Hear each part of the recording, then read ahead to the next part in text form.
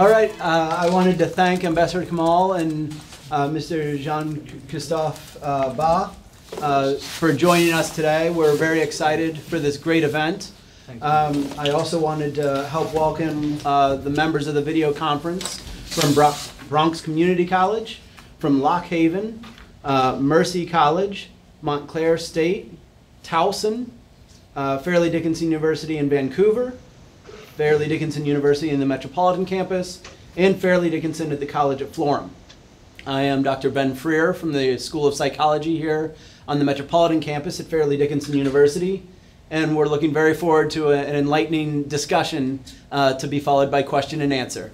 So thank you, and when you're ready, take the mic for us, Ambassador Kamal. Thank you very much. It's a pleasure to be with you, and a pleasure to be with so many universities, and congratulations to Fairleigh Dickinson. I think this is the largest number of universities that have come on at the same time. Eight sites is a great technical achievement, and congratulations to your technicians at Fairleigh Dickinson for being able to lay on a switch between 8 sites. It's an even greater pleasure for me to welcome Mr. Ba. Welcome, sir. Mr. Ba is the senior advisor, the head of the UN Alliance for Civilizations in New York. And he is a person of eminent and versatile qualifications. He has worked with the World Bank. He has worked with the European Parliament. He has worked with the Aspen Institute and is now working with the Alliance for Civilizations. We are honored to have as our distinguished panelist a person of such wide and diverse qualifications, and obviously of so much commitment to the concept of Alliance for Civilizations, which has drawn him away from the World Bank, the European Parliament, the Aspen Institute. So there must be something very great about the Alliance of Civilizations to have inveigled him away from those into the Alliance of Civilizations. With his permission and with yours, let me lead into the subject myself. Basically, the concept of the Alliance of Civilizations was a reaction to the Huntington thesis, which was of clash of civilizations. And many of us objected seriously to the Huntington thesis of clash of civilizations. And I personally had the opportunity of debating this idea of clash with Professor Huntington in Davos almost 15 years ago. And the reason why we did not accept it was because it was an oversimplification of dividing the world into different civilizations opposed to each other.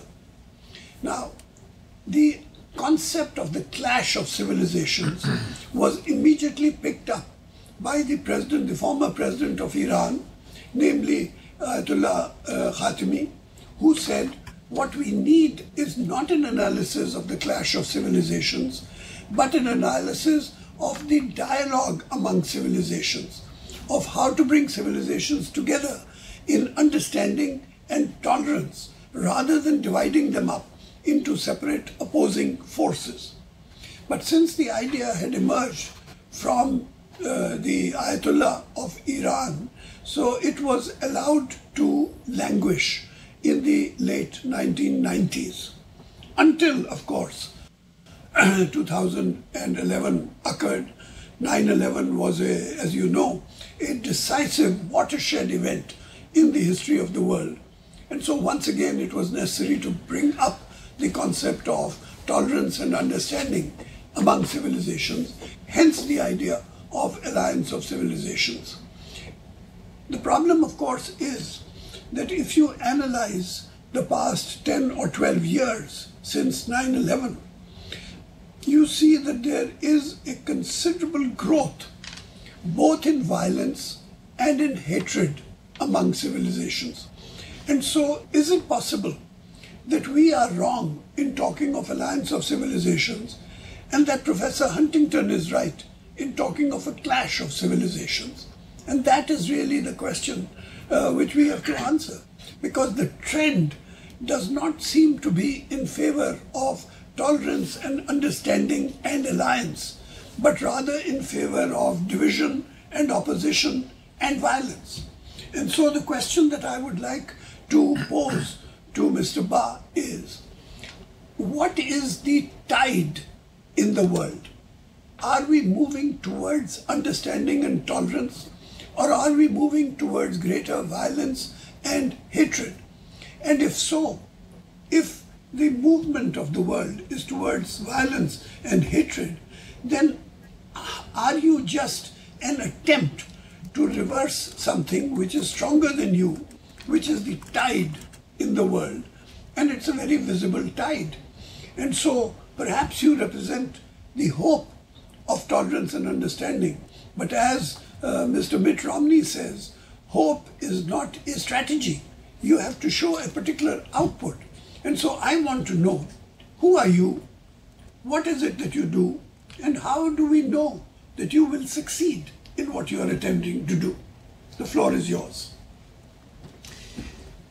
Thanks a lot, Ambassador Kamal. Let me, please allow me first to thank you for your invitation this morning to address and to engage this group of universities from throughout North America. This is a great pleasure, and I want also to thank everyone for joining this video conference and this exchange, because I really see that as an exchange more than a lecture. I mean, we are always keen to learn and to hear from all around the world, but also from all around America, and really to build on this knowledge and advice from everyone. Thank you also, Ambassador Kamal, for this extremely impressive introduction and setting the stage perfectly on what are really the main issue and which are really at stake today in a very and increasingly complex world.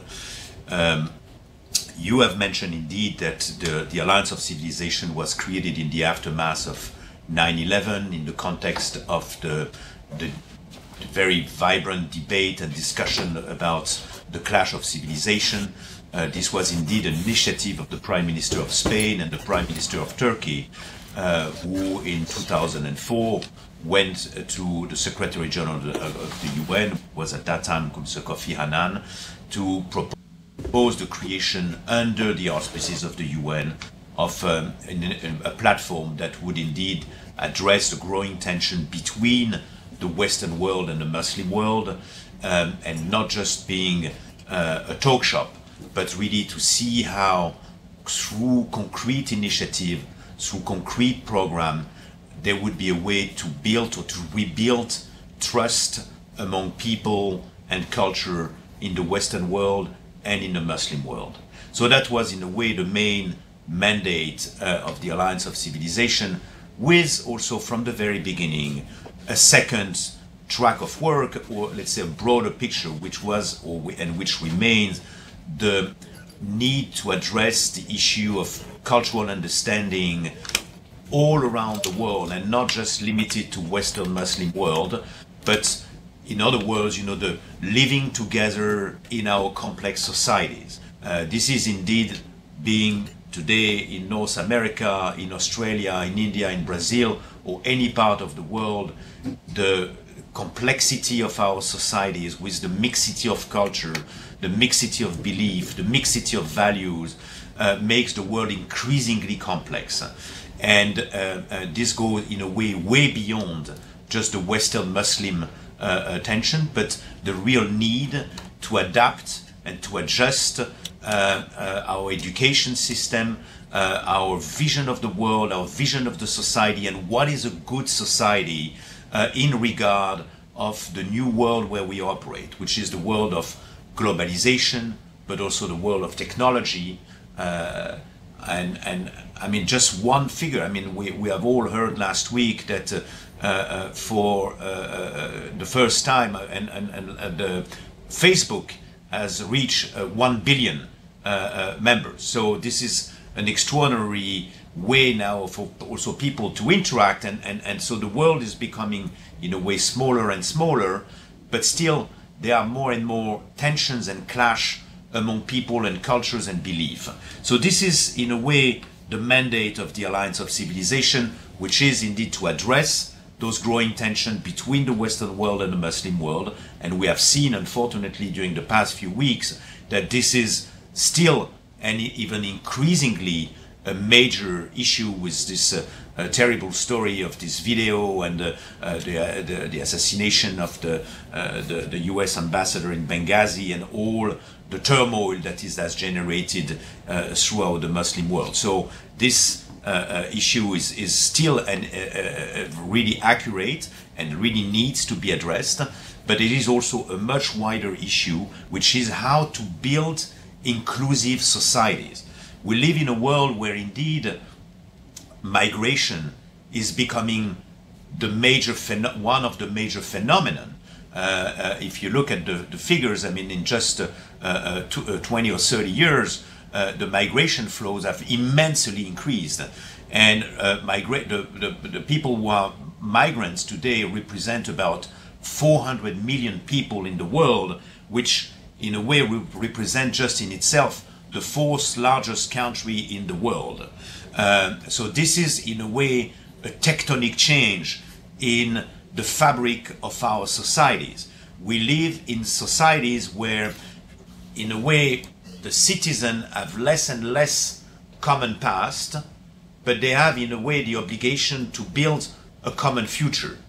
And how to build a common future and an harmonious society when there is less and less common past, common culture, common behavior, common values. This is a tremendous challenge, and this is in a way also something that I would be extremely interested to discuss with you as students, as an emerging generation, and because this is absolutely central in our societies. I'd like to pick up on 2 points that you've raised. You've spoken of migration, and you've limited migration to 400 million people. I don't agree. 7 billion human beings in the world are all migrants. All our ancestors come from East Africa. Therefore, you are as much of an African migrant as I am, as everybody in all these 8 universities in front of us. And so, migration is a fundamental force in human history. But somehow you are interpreting migration as recent migration in the light of those who are opposing migration with passports and visas and immigration restrictions. But migration is a fundamental human right because all of us are African migrants in the world of today. That's point number 1. Point number 2, the problem between the West and the rest of the world is in the inequity and injustice of the gap which exists. The gap is just too great, and it is unexplainable. The Christian West, the West is a Christian West. The Christian West is supposed to be based on the concept of love your neighbor. But that's not what it is doing. In history, it has indulged in the worst human rights violations. Europe, in colonialism, in slavery, in inquisitions, in pogroms, in Nazism, all these are European phenomena. And they are based on a denial of the fundamental concept of Christianity, which is love your neighbor. And on the other side, you have the Muslims, who have a concept of jihad, which is always understood by Muslims to mean self-improvement. Jihad is against yourself and your baser instincts. But somehow, the Muslim world has forgotten the concept of jihad and has turned it into a concept of opposition to the West. And so it seems to me that we are in some sort of trouble because both the West and the East has forgotten their fundamental values and are twisting them into a distorted vision, both of Christianity and of Islam. And so you become very important because you represent the apex of the movement to try to avoid these distortions. But how are you doing it? And what is your final result? I want to know what is your output and your result. Floor is yours again. Thank you for your provocative point and also very meaningful, actually. And let me reply to the 2 points. I mean, the point on migration, actually, I couldn't agree more, and that's why I mentioned that in a way migration is a major trend in our society, and that is profoundly, in a way, reshaping the fabrics of our society. This is, I was, for instance, last week in Toronto, and it's a fascinating city where more than 50% of the population who is living today in Toronto was not even born in Canada. And so we can easily imagine what it means in terms of social cohesion, in terms of building a society where people feel a sense of a common destiny or a common behavior. And this is not just an isolated phenomenon. I mean, if you go to Australia, in the Victoria state in Melbourne, which is the most populated part of Victoria, of Australia, more than 1/3 of the population living in Melbourne was not born in Australia, which means that indeed this is a radical change in our society. And actually I mentioned this figure of 400 million people, which is, and you will probably not blame me, Mr. Ambassador, as a UN ambassador. I mean, actually, I use the figures of the IOM, the International Office of Migration, which is the UN body on migration, and so this is why I mentioned this figure. But I think my point here is mostly to stress the profound change in our societies for the good and for the bad. And I think there's also kind of here a generational phenomenon. I have the absolute conviction that there are many people who consider that cultural diversity, living together, coming from different culture, from different religion, from different belief and values, is an extraordinary asset that creates more innovation, more stimulation, in the economy, but also in terms of culture and the arts, etc., etc. So I think there's always the question of the glass half empty and half full. We can indeed look at the situation in the world today as extremely worrisome, with lots of conflict, lots of tension, a growing fear. But we can also look at it in a more positive way, and to look at positive phenomenon, the way the younger generation is really willing to engage with other culture, and to build a kind of a new society that indeed will build on the wealth and the richness of the differences. I think this is a very important phenomenon, and I was mentioning before the Facebook phenomenon. With this is the first time ever in the world history that 1 billion people can interact all together through a social network. But this is just one among many other phenomenon. And if you take, for instance, and I guess that most of the students who are connected with us today, they know very well the so-called couchsurfing website that allows dozens and dozens of millions of students all around the world to stay at each other's place and to engage with different culture. So there is a very strong, and this is what I have learned in this job with the Alliance of Civilization, is that there is a tremendous constituency or majority of people out there who are very keen to engage with different culture, and who really consider that this is what makes the society interesting, and they really want to build on that. And I think we need to hear this voice, and we need also to empower the voice of people who want to, or who enjoy the differences among culture and perspective. My second point, because you mentioned the growing indeed tension and the jihad and the Western world.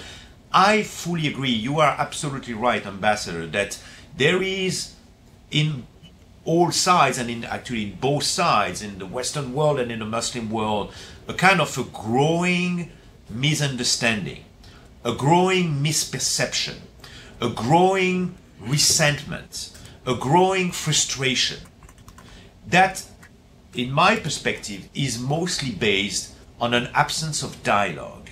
And this is actually one, and if there would be only one, it would be still vital mission and mandate of the Alliance of Civilization, is to create an opportunity for governments, but also for non-state actors, being the corporate sector, civil society, youth, media, to meet, to talk, and to create a global conversation on what is it that we want to do.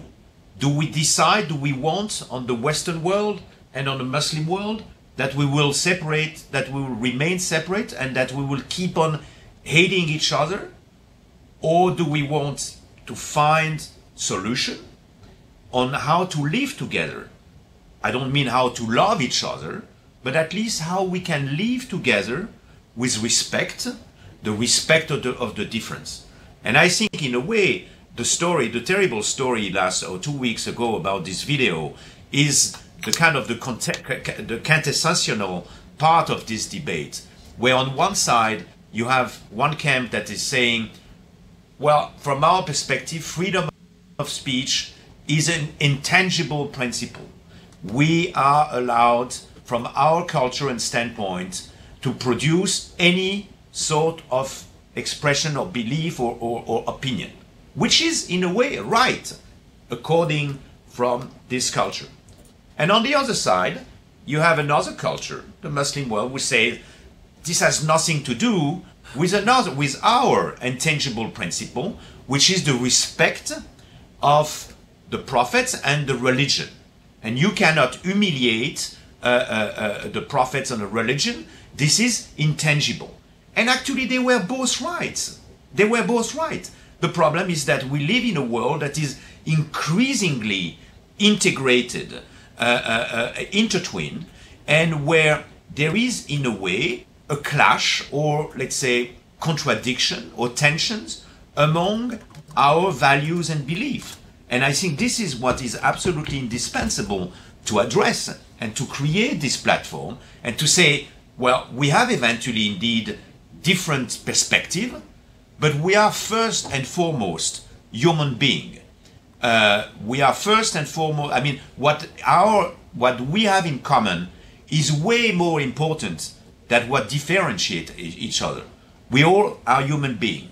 We all want peace. We all want love. We all want, I mean, that our family lives and our friends live in a peaceful area, and that we can develop our human aspiration. This is what is common to all humanity. And in a way, the difference among religion or among belief or among cultural system is something that can probably be worked out as long as we accept to engage with the other and to listen to the difference and to respect the difference, and in a way to have the profound willingness and availability to try to find common ground. Yes. We are going to open it to questions from the universities, but I just wanted to mention that most of the universities do not know that Fairleigh Dickinson has now published 8 books on this concept of understanding other civilizations and other cultures under my guidance, and 2 of those books are on China. And I asked the question in the books on China, how many students in the United States at any level, graduate or postgraduate, can name 3 Chinese dynasties in correct chronological order? Ask that question among your colleagues. All the 8 books are available for free download on the website of Fairleigh Dickinson University, and I strongly advise all to have a look at them. You can read them online, you can download them. They are available for free download on the website of Fairleigh Dickinson University.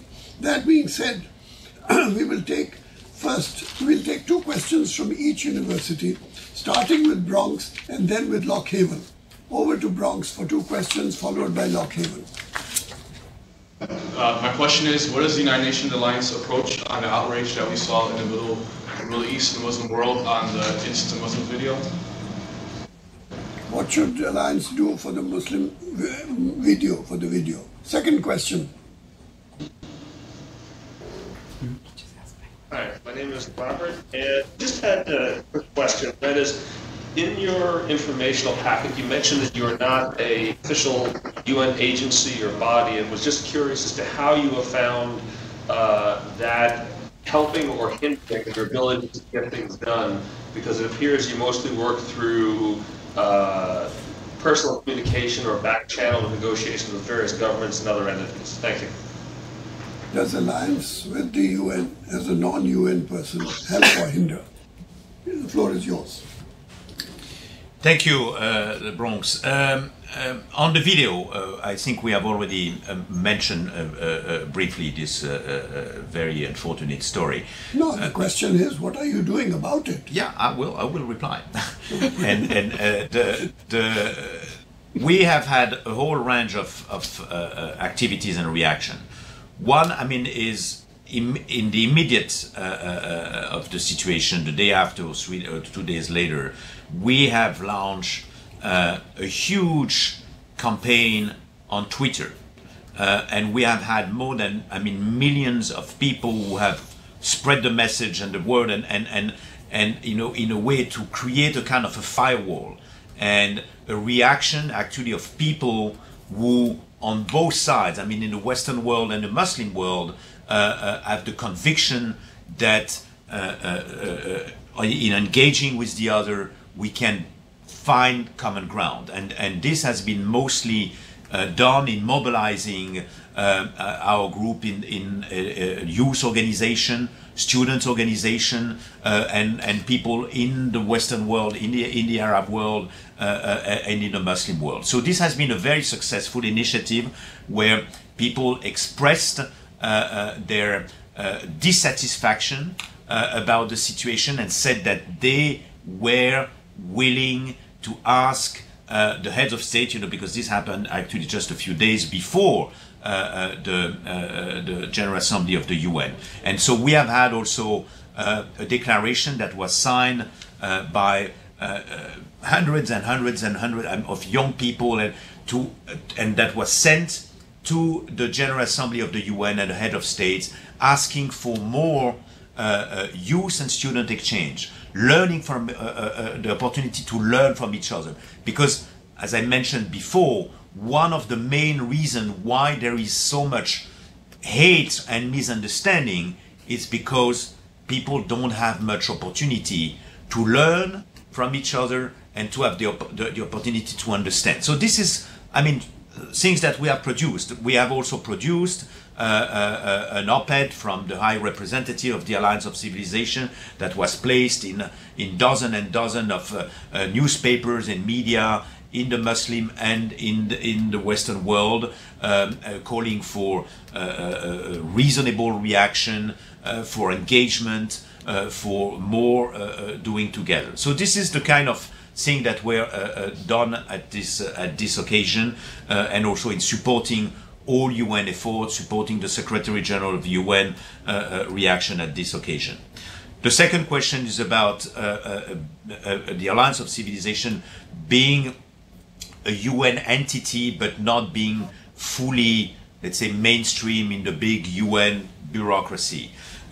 This is in a way, let's say, we get the best of both worlds. In other words, I mean, we are a UN entity which gives us in a way the convening capacity. This is an organization that brings 130 governments and countries around the world, dozens of international organizations around the table to discuss those issues of cultural understanding, cultural dialogue, and diversity.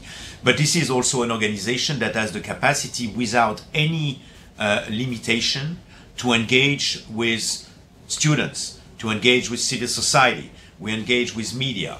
And so we don't have to, let's say, to be accountable to the General Assembly or resolution. So our mandate is kind of very flexible, and we can develop in a very spontaneous and creative way initiative to promote dialogue and understanding among culture. So this is, in a way, a very great asset to be more flexible and more adaptable. I'd like to come back to the video because it is much too serious an incident to be described in any casual manner as freedom of speech. This was a deliberate attempt to provoke by a person with a crooked background. The man is a crook, we know it. There is enough on the record against him. Somebody funded him to make a video.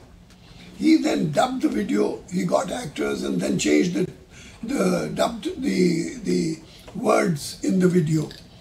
And then, noticing that it was not creating the provocation that he wanted, he then translated it into Arabic and put it in the Arabic language also. So there is no doubt that this is somebody who was deliberately trying to provoke. This is not freedom of expression. This is deliberate, crooked provocation. And what disturbs me is that no action has been taken against him so far. The man is scot-free and absolutely nothing has been done. And all that you are doing, sir, is to defend freedom of information. I refuse to accept freedom of information.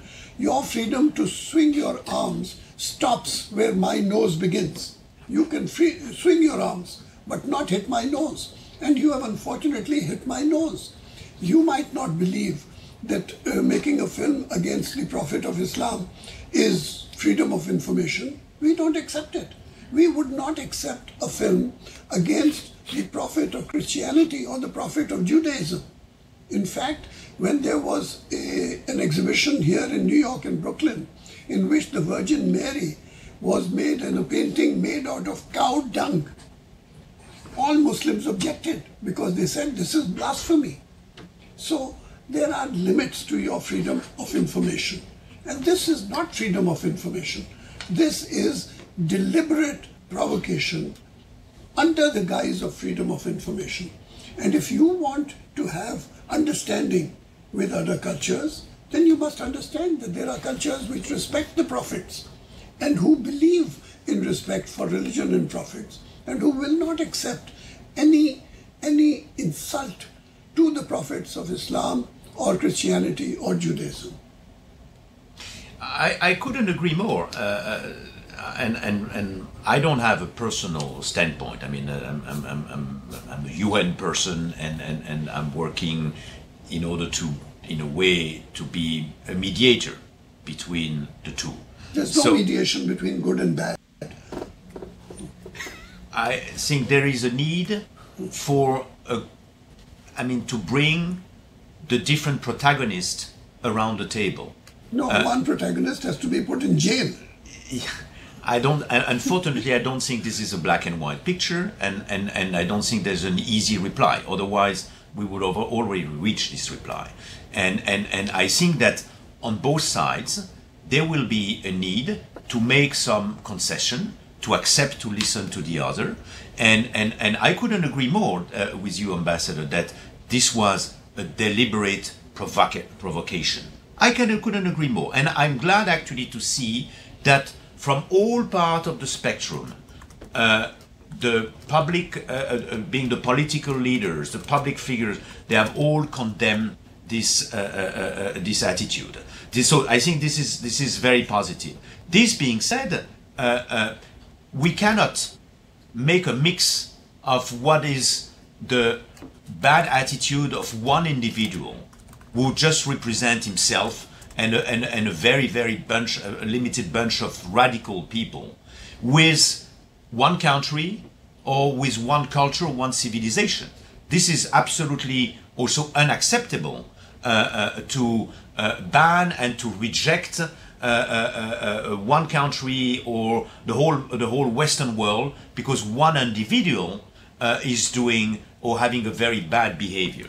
I agree, I fully, and I think everybody agree that this is not the way to do things, and it is not because you have the right to do that, that it is right to do it.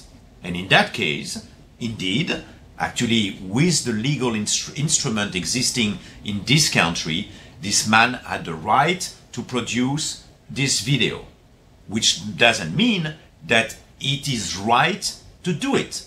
And I think it is very important in the world where we are to think of, and if we want to live in peace, and I think that's all what we want, to live in peace and respect together. We need now to define or to redefine what in this global, integrated and complex world is the global ethics. How can we live together with the respect of our difference and our culture, and to accept, to revisit in a way our belief or our legal instrument. And I think this is a fundamental issue, and it's a tremendous agenda for the years to come. We need to understand, for instance, that in a way, some of the legal instruments that exist and that are presented as universal values or universal rights must eventually be revisited with the perspective of the new world where we are. I know that you like, to come up with very strong images, Ambassador, and I would like, for instance, to quote one of the founding father of the Alliance of Civilization was Cândido Mendes, was a great philosopher and thinker in Brazil. And Cândido Mendes is using a very strong word about the Western world, talking about cultural fundamentalism. And in a way, in the Western world has been, during the past centuries, in such a situation of, let's say, hegemony, that it has come with, let's say, a thinking or a vision of the world and a vision of what is the good and the bad that is entirely coming from its own culture.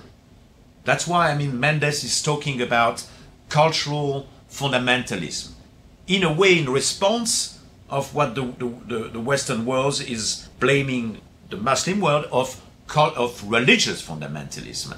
And it's either we go and we accept the idea of escalating the tension and the misunderstanding, and then obviously we will go to the clash or the tension, or indeed we accept the idea that eventually it is not a black and white picture, and that we on each side will have to revisit some of our vision, some of our thinking, and to make some concession and to try to find common ground with the other. And I have the absolute conviction that if there is goodwill, we can find this common ground.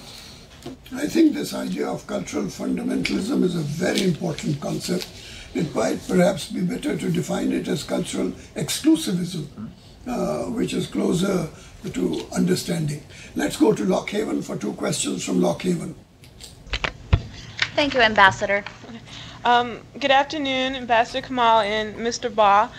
The question that I have is, how can a genuine dialogue be created if the issues that widen the gap socially, economically, and politically between cultures has continually been pushed from the agenda? Second question. Okay, in other words, the agenda is not taking care of the cultural issues. Next question. Good afternoon. The question that I have is, the effects of 9/11 are quite obvious on the United States, but how has 9/11 affected other member nations of the Alliance of Civilizations? Some of them have been bombed into the Stone Age as a result of 9/11.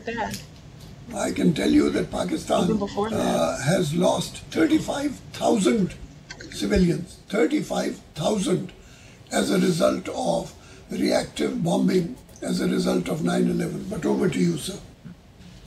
Thank you, Kevin. And I mean, 2 indeed very important points that you raised. One about dialogue or intercultural dialogue and in a way, the global agenda. We at the Alliance of Civilization are currently working very hard to make sure that the global agenda, which is for now mostly encapsulated in the MDGs, the Millennium Development Goals, and climate change, which are the two, let's say, fundamental pillars of the sustainable development agenda of the planet. We are working very hard so that the post-2015 agenda would also incorporate this issue of cultural dialogue, cultural understanding, and cultural diversity, and which are fundamental elements for peace and stability and prosperity in our society. And I'm glad actually that you raised this point, which is indeed fundamental. There is a very close, in a way, correlation between a society that is at ease with itself, where people, regardless their religion, their culture, their backgrounds, their values and beliefs, can live together in an harmonious way and in an inclusive way. This is a fundamental element, being in the developing world or being in the developed world. I was mentioning before those two examples of Toronto in Canada and Melbourne in Australia, because in a way they represent some sort of a laboratory where these are cities and these are regions of the world where there is a tremendous mix of culture, but who live in an extraordinarily harmonious way together. And I think there is a real need to learn from those experiences. Why is it that what works in one part of the world is not working in another part of the world?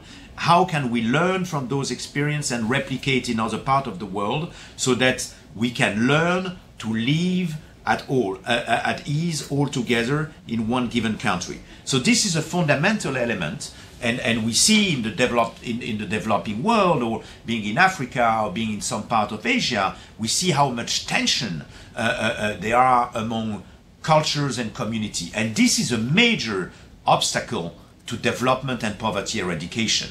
Ambassador Kamal, in his introduction, reminded me kindly that I spent 9 years with the World Bank, and indeed, and we have really learned, and I have learned actually during those years at the World Bank, that there is a close correlation between development and the cultural dimension. One figure, I think, that is important that everybody has in mind is conflict today in the world. I mean, we have moved from a situation in the Cold War where most conflicts were between states and countries to a situation where today most of the conflicts are within countries. There are less and less conflict between countries, but more and more within the same countries. And actually, the Heidelberg Institute for Peace and Conflict has made an extremely interesting research and observed that there are about 140 serious conflicts in the world today. And out of those 140 serious conflicts, 110 or 108 are partially or deeply rooted in cultural fact and phenomenon. So culture and cultural difference can play a major role in creating tensions among people. So it's absolutely crucial to mainstream this in the global sustainability agenda. The second point is and I think that Ambassador Kamal has already responded about one very sad and terrible, tragic consequence of 9/11. I think that, nobody, not one single state and not one single person has not been affected by 9/11.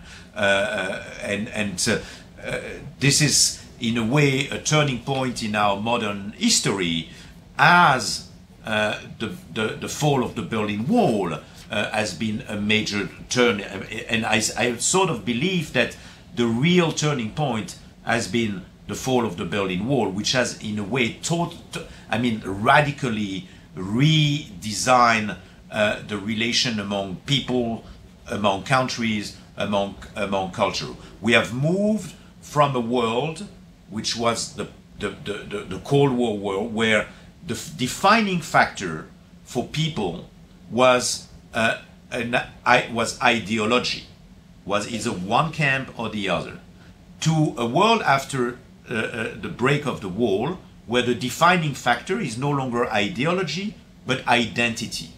This is really what is the defining factor for more and more people around the world in this global world, is what is my culture, my identity, my belief.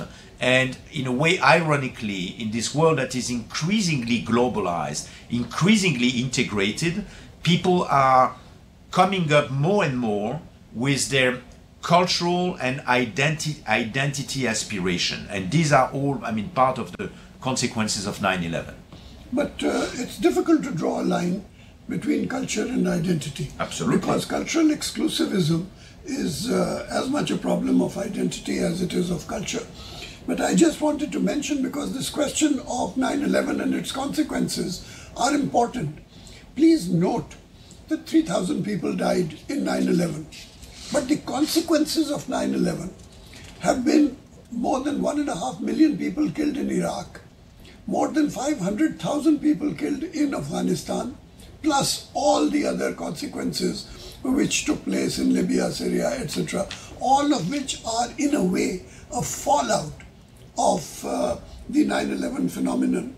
And I gave you the figure of 35,000 in Pakistan. So a lot of people have died, and most of them, incidentally, are innocent civilians. These are not terrorists. These are just people who, because of quote-unquote collateral damage, get bombed and killed.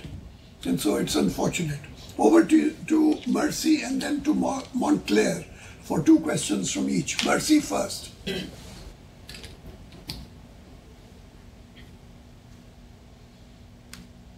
Mercy.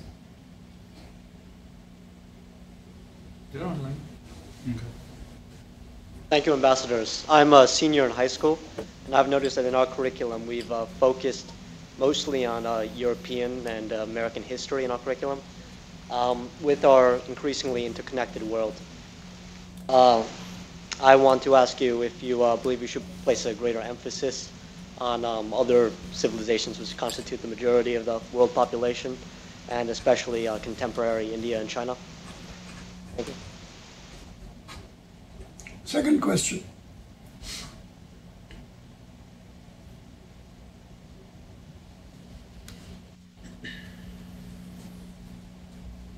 Hi, my name is Emily Seibert. I teach junior seminar class. So we're actually doing a lot of media analysis in our class. And so I was hoping that you could do a little bit of myth busting for us, because we are trying to be more culturally literate and media savvy. So with most of our impressions of, I would say that many Americans get their impressions of Muslim culture through media.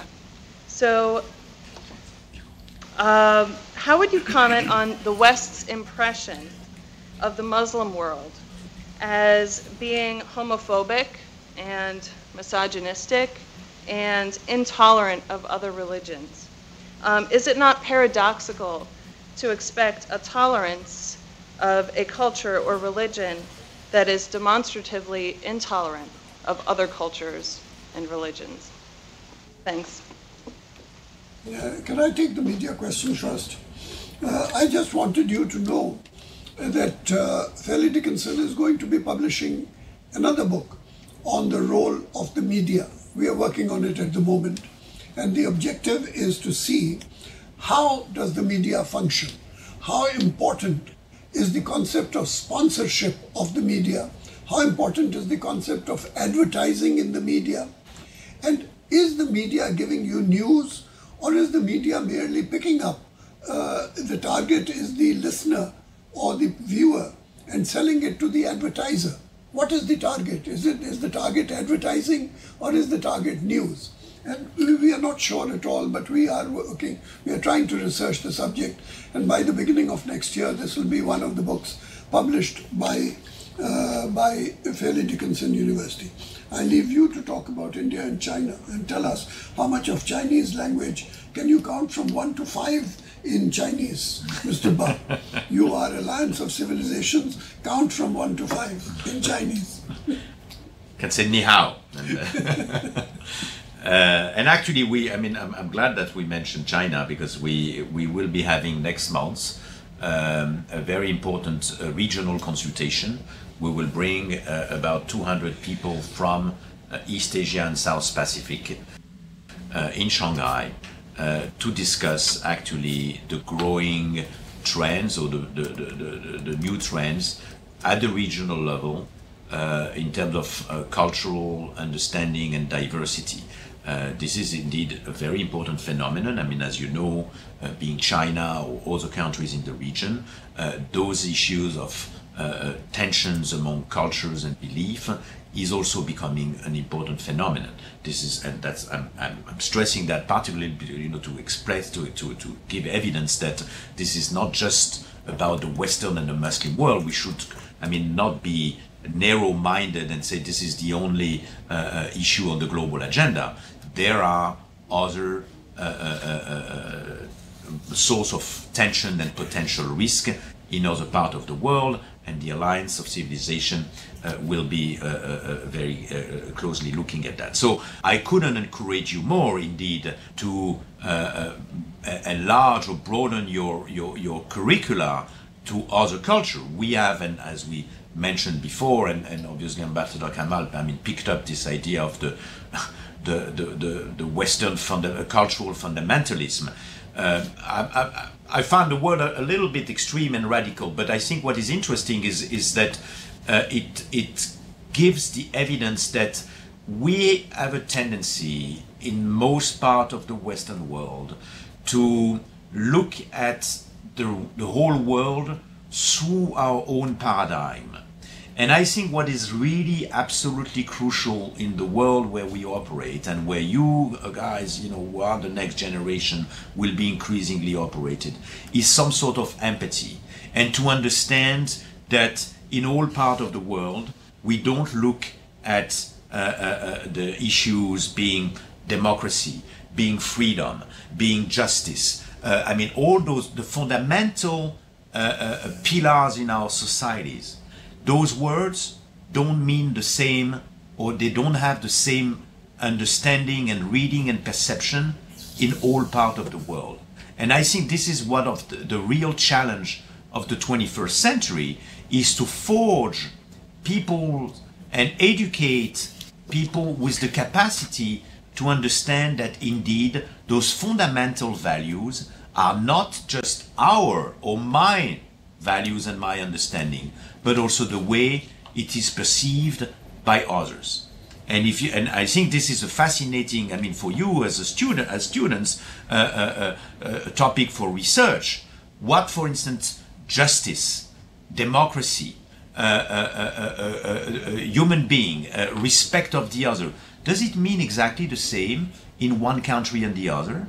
I think it's extremely interesting, and every week we can hear in the media stories that illustrate this misunderstanding among cultures, and this issue of identity, understanding is really something that will keep on growing. So I think it is very important indeed to broaden your curricula and to get a sense of what other culture perceive about any given topic. Yes, but you do realize that this is human nature. Each one of us, as an individual, thinks that he is the center of the world, and everybody else is the others. I am I. Self, the concept of self, puts me in the center of the world, and you and everybody else is others. And that is true of countries also, and of civilizations. The problem is that you might think that you are the center of the world, and the chap in Outer Mongolia may think he is the center of the world. And so there is a clash between two centers of the world, each one believing that he himself is the center of the world.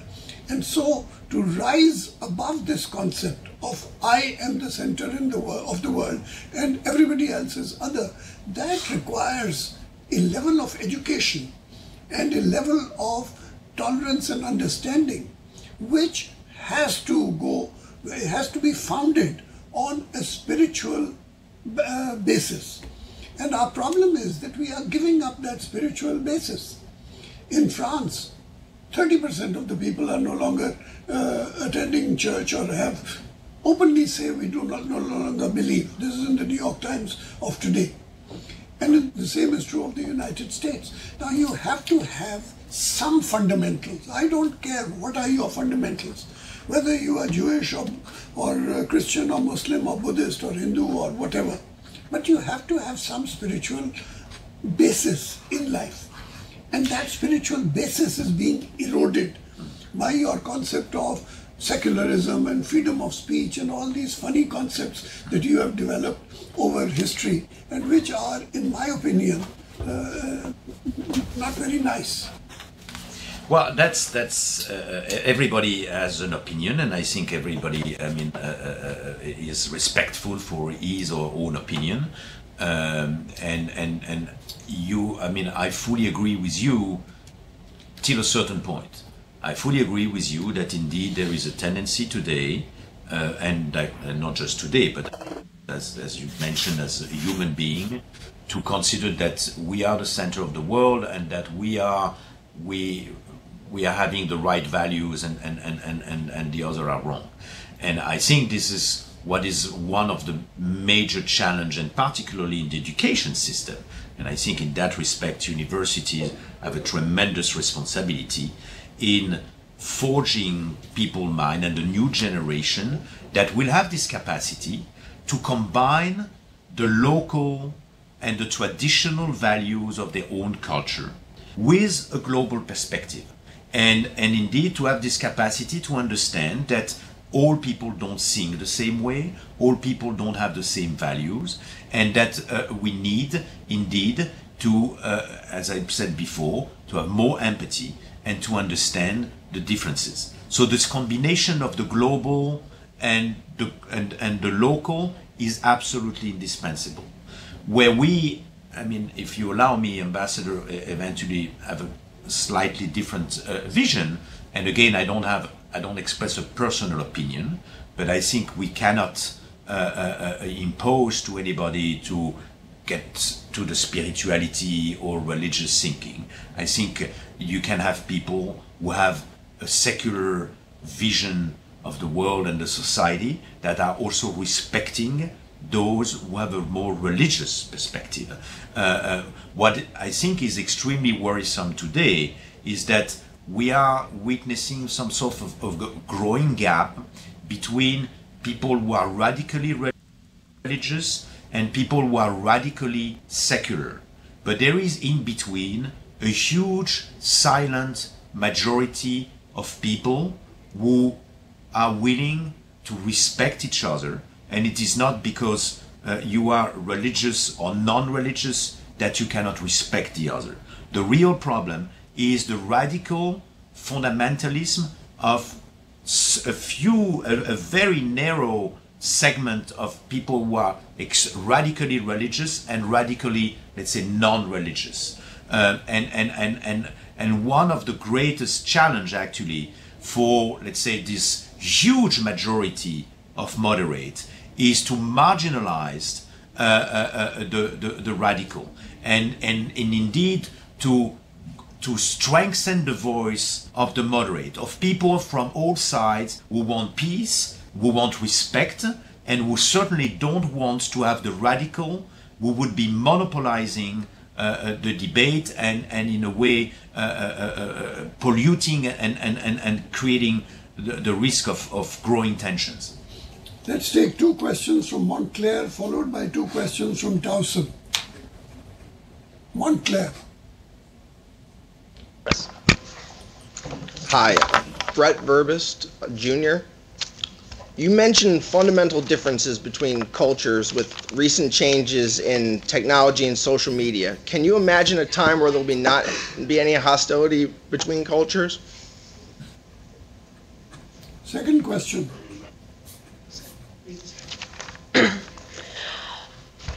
You mentioned that one of the problems was the differences in values between Eastern and Western civilizations, specifically the Western concept of freedom of speech versus the Eastern concept of religion, respective religion and faith. Could you offer examples of how to reconcile the differences, these cultural differences? Can I take this first? I don't understand where you're getting your information from at Montclair. All religions and all cultures are fundamentally based in the Middle East. Remember that. That's where the origin is. And so you cannot say the West. I don't know where the West turned up from. The West hijacked Mr. Jesus Christ, who was an Arab with a brown skin, and somehow took him to Sweden and put him in the snow and made him a companion of Santa Claus. That's not Christianity. Christianity is, like Judaism, like Islam, fundamentally a cultural phenomenon which starts from the Middle East. That is the thing. And this is where we have a disagreement between Mr. Ba and me, because he thinks that I am defending religion. I am not defending religion. I am defending spirituality. In other words, that morality has to be based on a fundamental of some sort. And that fundamental can be religion. It can be non-religion. Buddhism, after all, is a religion which is not a religion, does not believe in God, but it has a fundamental to it. And so you need a fundamental, a yardstick against which you measure the concept of morality.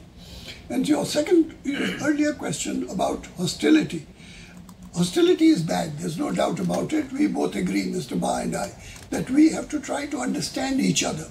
But we do not have to begin becoming the same homogeneous culture all around the world. The beauty of the world is that we are different. And because we are different, therefore we can learn from each other and admire each other and somehow acknowledge the beauty of the differences in the warp and weft of the fabric of the world. Because if we were all the same, we would be earthworms. We would all be eating hamburgers and drinking Coca-Cola and call ourselves universal earthworms, cultural earthworms. And that's not the idea. The idea of Alliance of Civilizations is to respect the differences, but to create understanding among them rather than hostility. At least that's how I understand Mr. Ba. But perhaps he likes hostility. I think I gave some sort of evidence that I go against hostility. And actually, let me just give you a personal experience, or the reason why, in a way, I have decided to dedicate my whole life, to this issue. And we discussed it with Ambassador Kamal right before coming. As you probably have heard with my terrible accent, I'm French. And I'm coming from a small region on the east side of France at the border with Germany that is called Alsace. Probably most of you have heard about the Alsace-Lorraine, and which has generated World War I, World War II, and the whole story of my family has been, in a way, some sort of a pendulum between France and Germany. My grandmother has changed 5 times nationality. French, German, with the invasion and etc., etc. And even so, I mean, my grandfather and my father have spent the rest of the whole life in promoting dialogue and reconciliation between France and Germany, which has been, the 2 countries where everybody saw that it would be absolutely impossible to bring them together. And interestingly, today, France and Germany are really the engine of the European integration and the closest allies, which means that I have learned from this experience that there is no irrevocable and impossible peace, dialogue, and reconciliation. And I really consider that this can apply to many other parts of the world, and that if there is goodwill, and that goodwill and responsible leadership, which I think is crucial, responsible leadership, there is a possibility to, at least, I don't know if it is possible that we would be living in a world with no hostility at all, but if there is goodwill, we can mitigate the tension and we can bring the people together.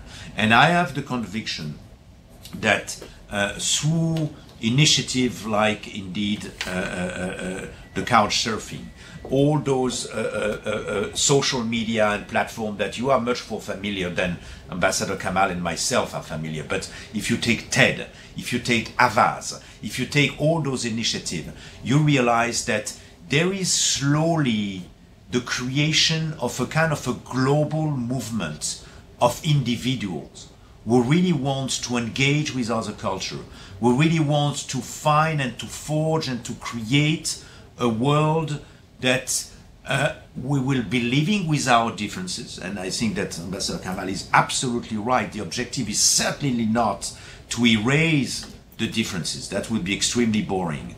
But where we would be living at ease with our differences, we would respect them, we would learn from them, and actually the whole story, the whole history of the economic development of arts and cultures has taught us that the most creative and the most innovative project and initiative in business, in economy, in trade, in art, in culture are based on cultural differences and diversity, which are indeed a great asset if we know how to make the best out of it.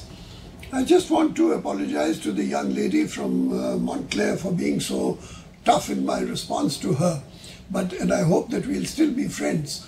But I did want to tell you of, we have discussed this concept of East and West somehow getting eroded in a world of globalization. There is no East and no West. Today, everything is becoming a hodgepodge of Facebook and Twitter and that sort of thing. So there is no I and you. But one of the very famous conversations took place between President Nixon and Chairman Mao. And it just so happened that I was in charge of China and we had helped the United States conduct that visit of President Nixon, so I was there. And President Nixon said to, Chairman Mao said to President Nixon, he said, it has taken you a long time to come here because the United States did not recognize China for 23 years. So Mao thought it was a good opportunity to provoke Nixon. And he said, it has taken you 23 years to come here.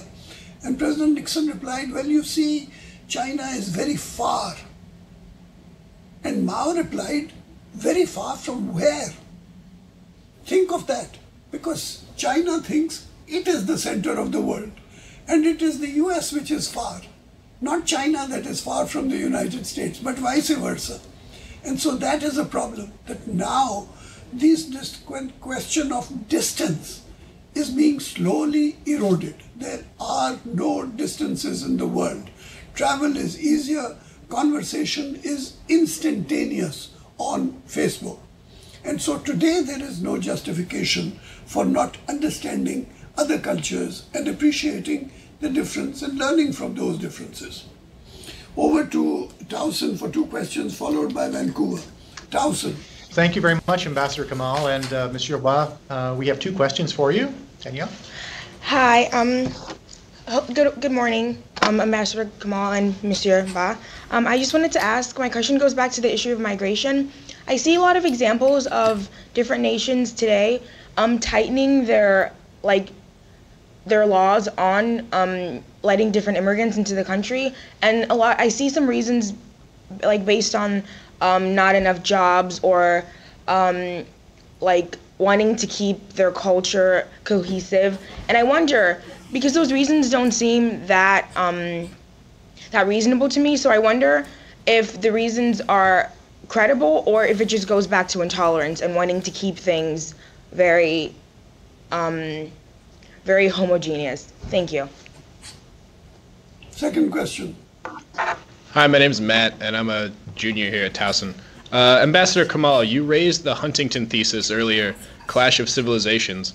One of Huntington's points in that article is that cultures do not share the same values, and this causes tension between them. Can cultures coexist if they value things differently? And for Mr. Ba, because even the United Nations has a definition of human rights, and they have values of their own, and they're not exactly an impartial or perfect moderator between cultures. Can UN organizations like the Alliance for Civilizations actually be a vehicle for facilitating such coexistence? Thank you. May I come in first? With Mr. Ba's permission, I'm coming in first on both questions. On migration, I have already said that migration is a fundamental force in human history. Therefore, anybody who tries to stop migration with passports, visas, immigration restrictions is going against a fundamental human right of human beings, which is to move in an effort to improve your status in life. That's a fundamental urge. You move because you want to improve your status in life. And anybody who prevents you from improving your status in life is therefore a violator of your human rights. So I believe that this concept of restrictive migration is a violation of human rights. And that is why for 40 years, actually now for 50 years, we have been asking for a global conference on migration.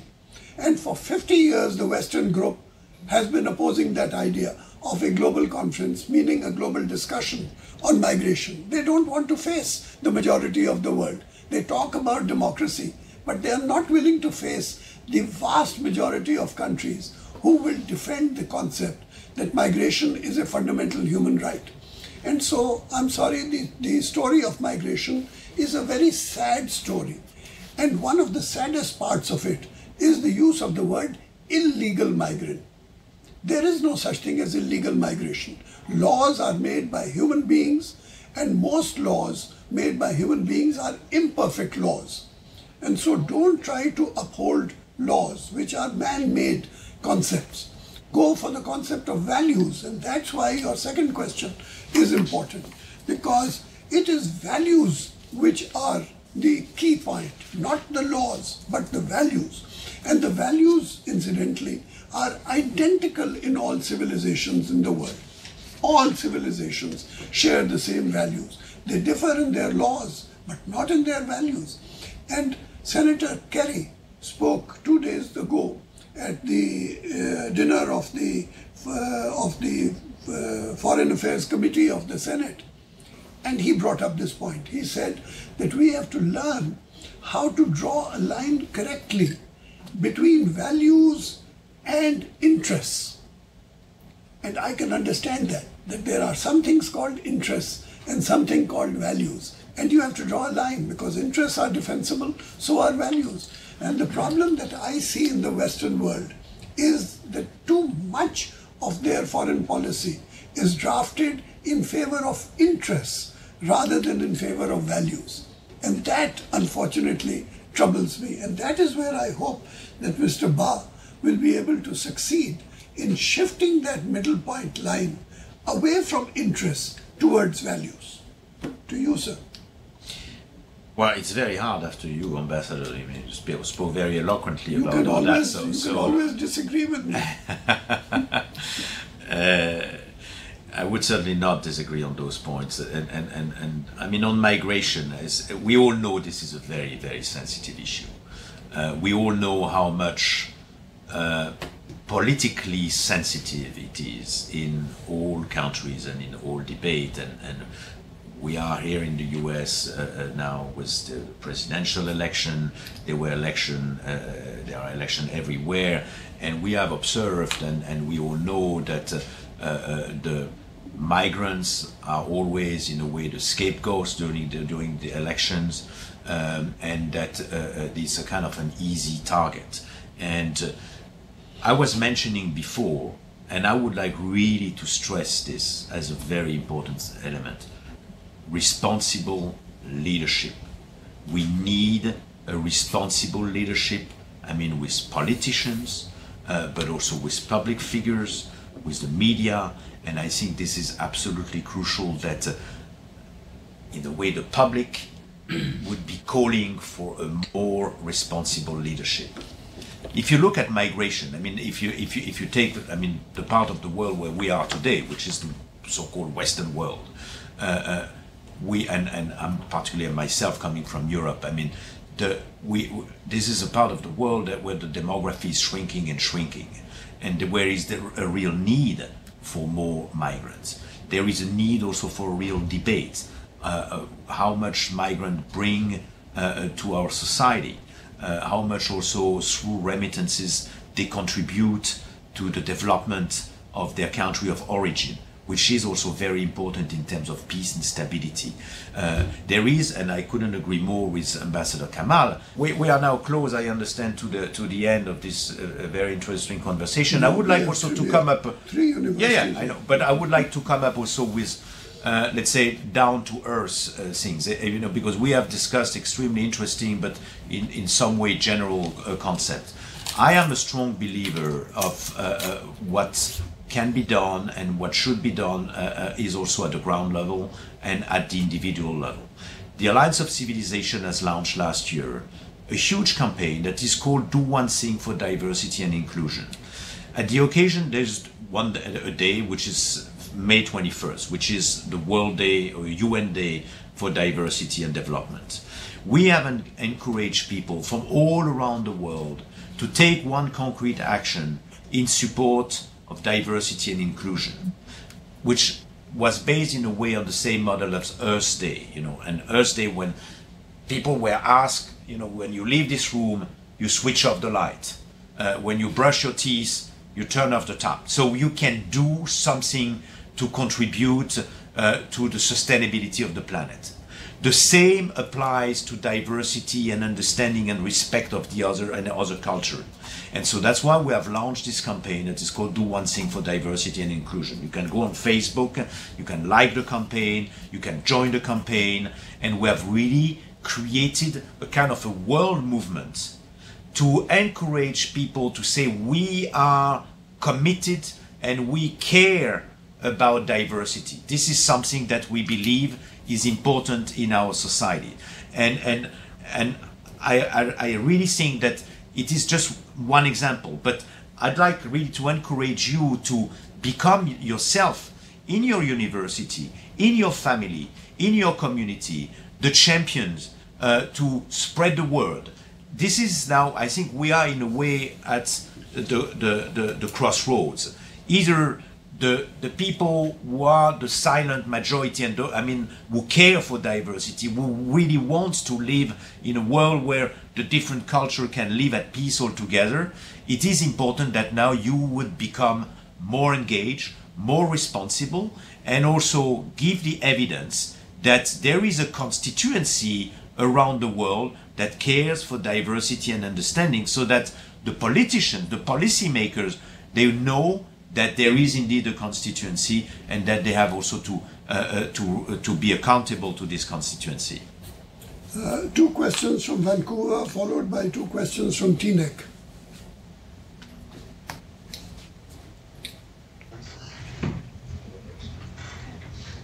Good morning, gentlemen. My name is Ruby, and I'm representing Fairleigh Dickinson University Vancouver campus.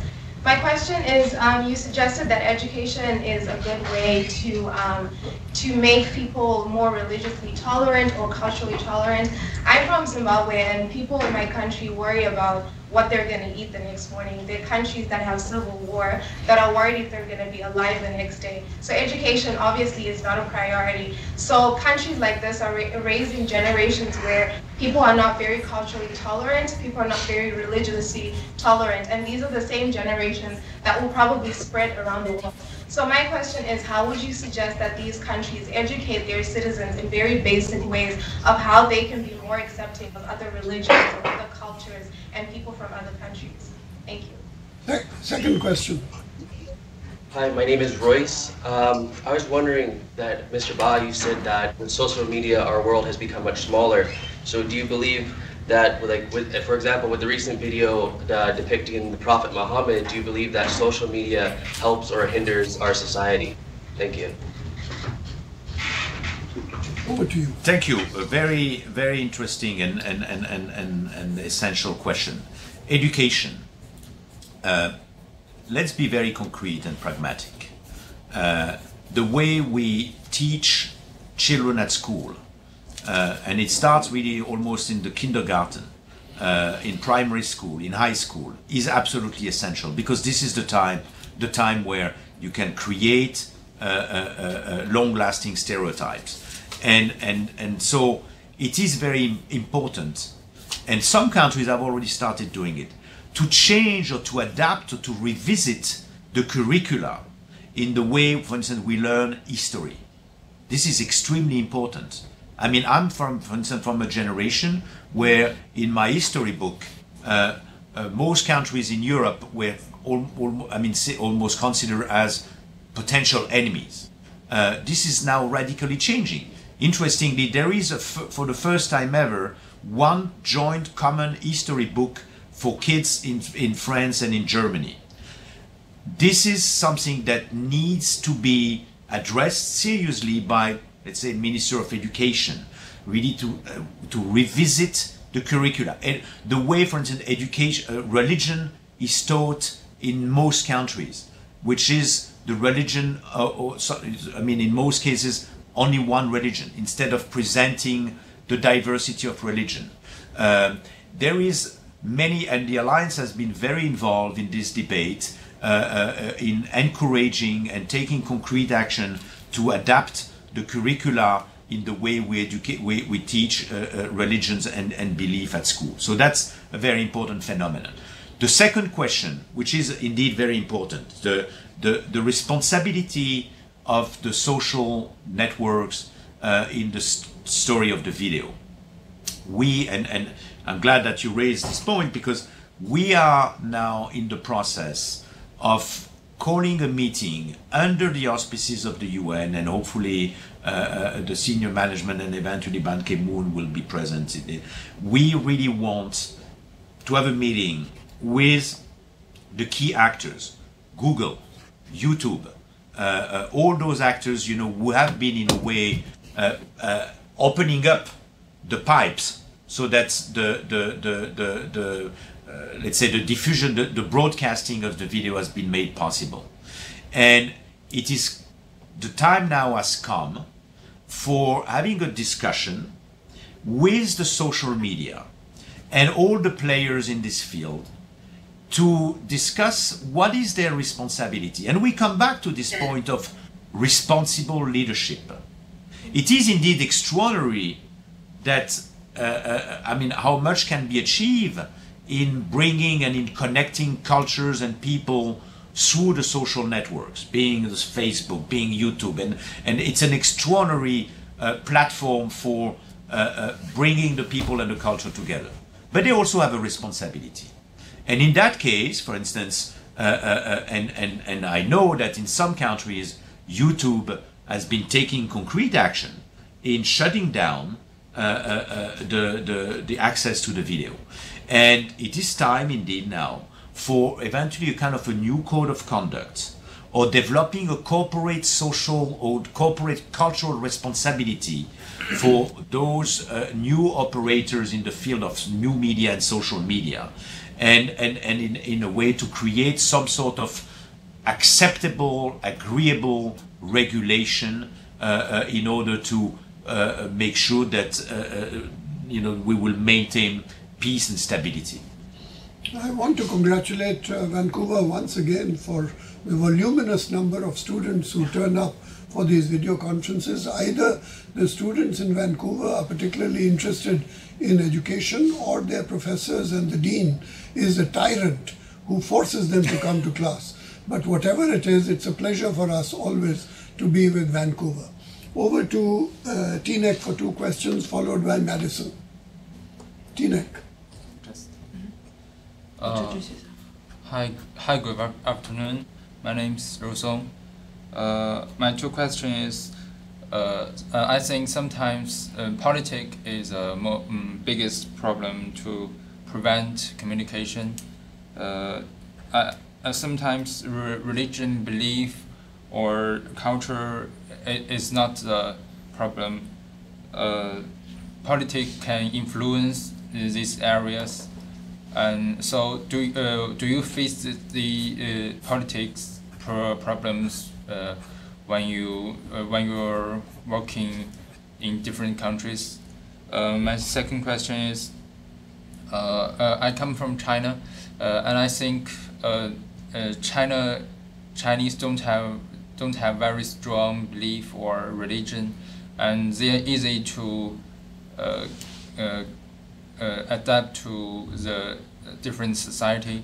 But although China is a high developing country now, but we didn't get enough respect in international society. Do you think that is a problem of politics? Thank you. Is politics the problem or religion the problem? I'm sorry, I don't want to give the impression that I repeat always, but responsible leadership. You mentioned politics. I think it is indeed a serious issue. And if you look at a presidential election or general election in most countries, it is almost entirely guided by a domestic agenda with very limited perspective on all the topics that we discuss. We all agree and we all know that these are central elements in our societies, but this is not really part of the political agenda. And it is indeed important to have politicians who would be more involved, more aware, and more committed to address those issues of cultural understanding and cultural differences. This is indeed essential. As far as China is concerned, I think we all agree that this is in a way an economic miracle, that and that indeed China, which is an old history with a very rich culture and philosophy, has a lot in terms also of values to bring to the table. And we get back to this point that there is indeed a need today to organize this global conversation. We live in obviously a radically new world where all the different cultures from around the world want to contribute to this debate or this new debate or new conversation in terms of values and belief and culture. And this is why actually the Alliance of Civilization is organizing this forum in Shanghai next month, to hear the voice and to strengthen the voice of Asia, China, the Confucian values, and to see how the wisdom and the philosophy of this part of the world can contribute to positive effect on the global conversation.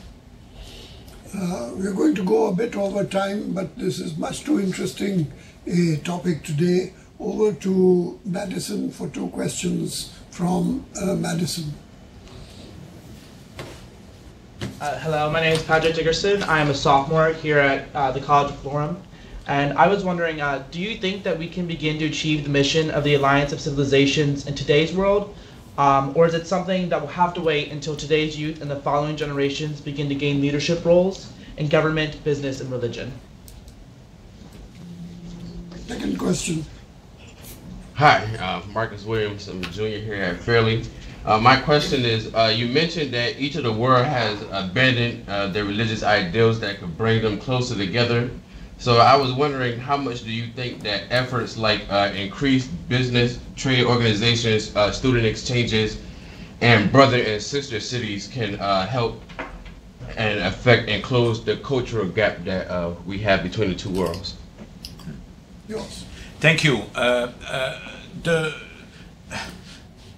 The goals of the Alliance probably should not wait tomorrow. I mean, it's already today and yesterday that some concrete action have been taken. And what I'd like also at this point is really to encourage you to feel personally committed.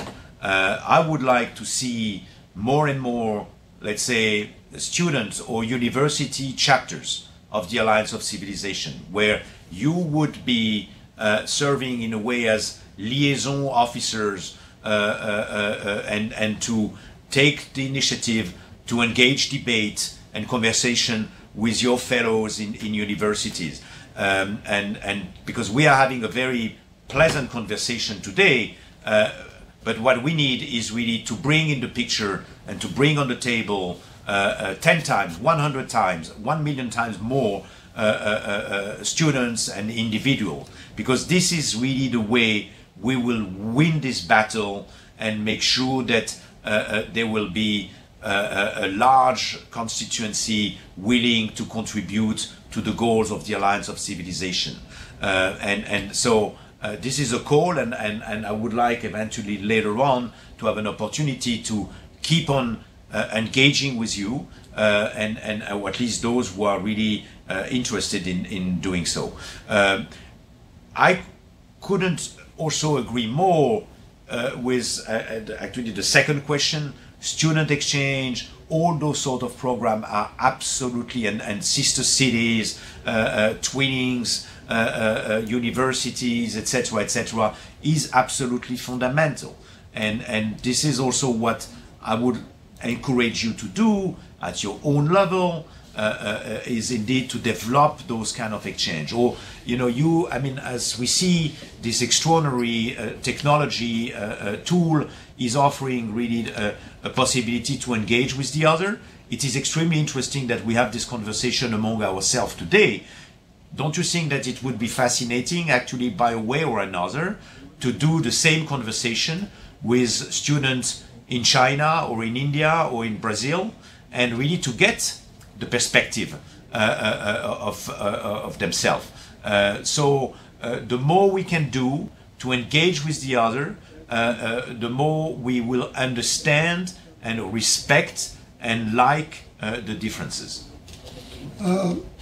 Before I ask Dr. Murphy to close this, I would like you, Mr. Ba, to have the last word of how positively, in actionable terms, this large group of students from 8 universities can help the work of the Alliance of Civilizations, which is so central to the world in which we will be living tomorrow. And perhaps you and I may not be living in it, but they certainly will. And so, what is the message that you want to give them for themselves and for their children? The floor is yours.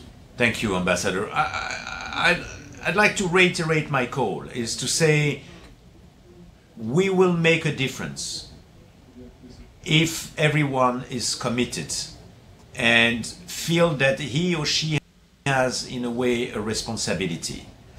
The dialogue among culture and understanding and cooperation among culture is certainly important to be discussed at ministerial level, at government level, but if it doesn't trickle down, if it doesn't translate at the people's level, it will have zero impact or almost no impact. And we see actually a growing gap, in a way, between the people in leadership position who are more inclined of, accepting or willing to engage with the other, but we see at the people's level that there is fear, that there is anxiety. I mean, the change in our society is generating fear. People sometimes feel threatened, and this is a normal phenomenon. And I think that you, as educated people committed to this debate, you have a responsibility. And I mean, to take on your offer, Ambassador, of what would be indeed a concrete way to make progress, I would love, and we can build incrementally, if in the next few months a few universities would create a local chapter of the Alliance of Civilization. and promote dialogue, promote debate, but also would convey information about the work that we do. We are, for instance, in the process, and unfortunately I have no time to discuss that, but we have an extraordinary partnership with the BMW Group, and we have developed this program that is called Intercultural Innovation Award. So we are inviting organizations all around the world who are developing concrete programs and initiatives to promote understanding to apply. We give them an award and we support their project in their effort to replicate and to scale up. These are all initiatives that can be of interest. We are developing summer schools. We just had one in Malta and one in Portugal with students from all around the world, from China, from Brazil, from South Africa, from America, from Europe, really to become more knowledgeable, more informed about all those issues. And I think it would be extraordinary if some of you could participate in those programs and become involved and in a way become the messenger for peace, understanding and cooperation among peoples and culture. I leave it to you, Dr. Murphy, to close this session from your end. Thank you, Ambassador Kamal. This has been such an exciting program. I consider it to be one of the best we've had in the history of our video conferences, which go back decades. Mr. Ba, I would really like to thank you on behalf of all of the participating institutions for your sharing of critically important information. Based on what you shared with us, it is clear to me that the success of your agenda, the agenda of the Alliance of Civilizations, is really vital to the success of the broader agenda of the United Nations. But the wild card that we are dealing with is responsible leadership. That needs to be defined. It needs to be further explored. So I am encouraging all of the participating universities to take this discussion to your campuses, to create events, to create discussion groups. It must be pursued further at the ground level. Also, we will be in touch with you, Mr. Ba, to explore the possibilities available to academic institutions for creating chapters of the AOC with the various academic institutions. Fairleigh Dickinson University, as you may know, is very actively engaged with United Nations. We could go on for hours speaking because what you brought to us is so critically important. But I must say thank you, and we appreciate the participation of all of the academic institutions, and thank you, Ambassador Kamal, for keeping Mr. Ba on the hot seat. Thank you and have a good day. I thank you for remaining on the hot seat despite all the provocations launched at you. Thank you all very much. Thank you. Until we meet again, goodbye from the Ambassadors Club at the United Nations. Thank you. Thank you, everyone. Bye-bye.